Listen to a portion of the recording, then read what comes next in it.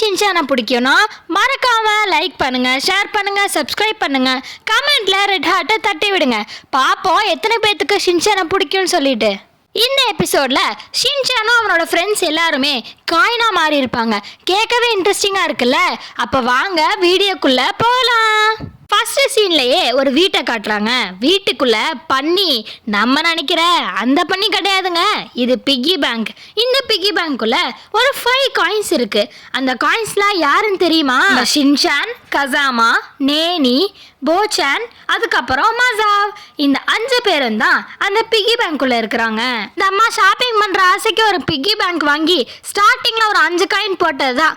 அதுக்கு மேல எதுவுமே போடல. ஒரு வருஷமா நம்மளும் உள்ளேயே கிடக்குறோம்னு சொல்லி நேனி ஃபீல் பண்ணி சொல்றா.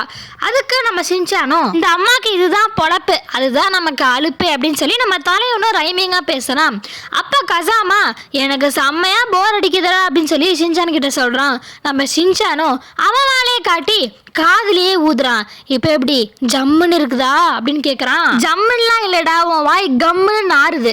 ஏற்கனவே நம்ம உண்டியலுக்குள்ள இருக்கிறோம், கொஞ்ச நேரம் வாய முடிட்டுன்னு சொல்லி நம்ம கசாமா சொல்றான். நம்ம போச்சான் தான் இருக்கிறது நல்ல பையன். நம்ம போச்சான் அவங்களுக்கு என்ன பண கஷ்டமோ, எதுக்கு இப்பெல்லாம் பேசிட்டு இருக்கீங்கன்னு சொல்லிட்டு சொல்றான். ஓங்கி அடிச்சா 1 டன் வெயிட்ன்ற மாதிரி ஒரு சத்தம் கேக்குது.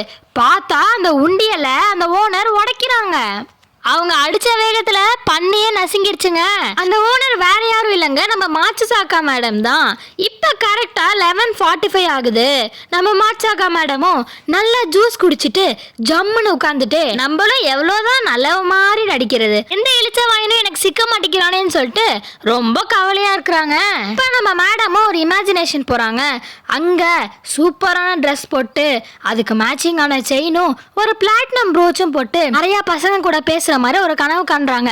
அதுக்கப்புறம் ரியாலிட்டிக்கு வந்து அந்த ப்ரோச் எவ்வளோன்னு சொல்லிட்டு தேடுறாங்க. அது பார்த்தா 6025 ரூபா போட்டிருக்குதுங்க. இப்போ நம்ம மேடமும் கீழே ஸ்க்ரோல் பண்றாங்க. பார்த்தா ஒரு இன்ப திருச்சி காத்துட்டு இருக்குது.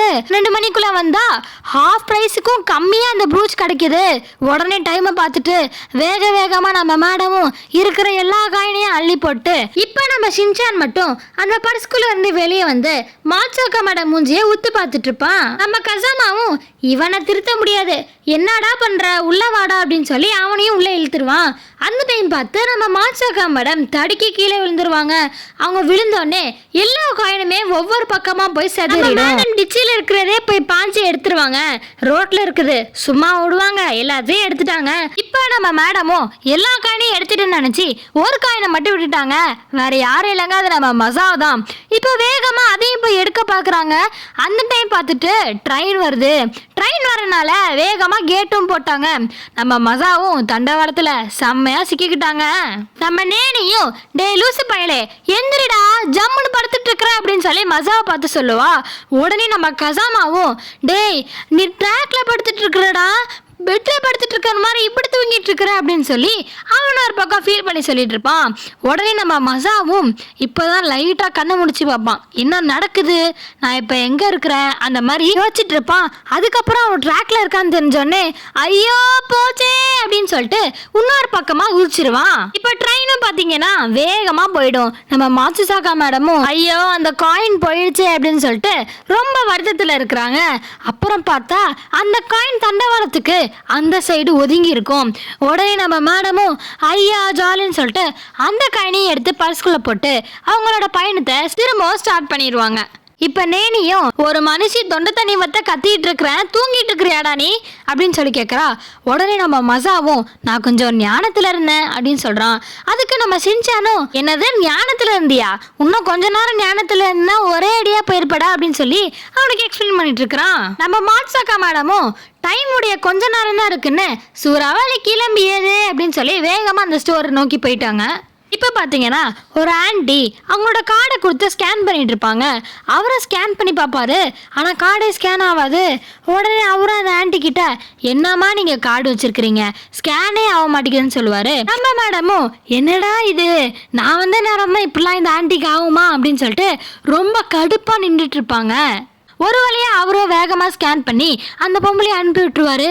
இப்போ நம்ம மாச்சாக்கா மேடமும் வேகமா போய் இந்த லிமிடெட் ஆஃபர் தெரியுமா, எனக்கு இது இப்பவே வேணும் அப்படின்னு சொல்லிட்டு சொல்லிட்டு இருப்பாங்க.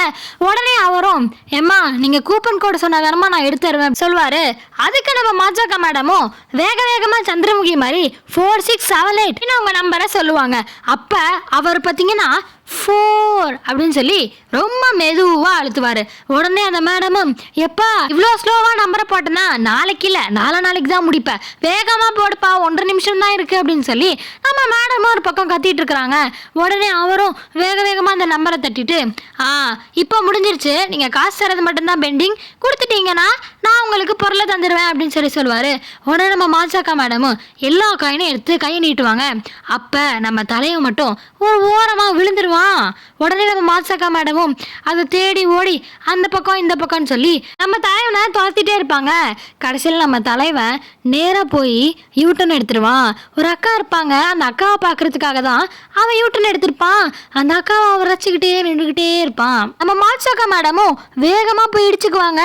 இடிச்சிட்டு அரசியல் இதெல்லாம் சாதாரணமாப்பா அப்படின்னு சொல்லிட்டு வேகமாக தட்டி விட்டு எந்திரிச்சிருவாங்க.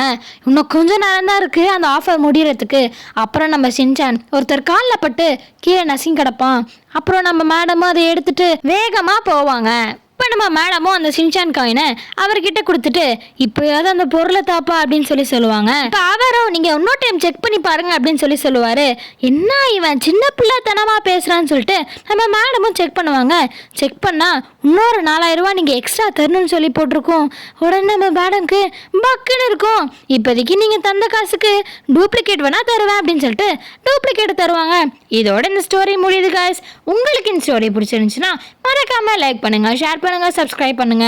பாய்.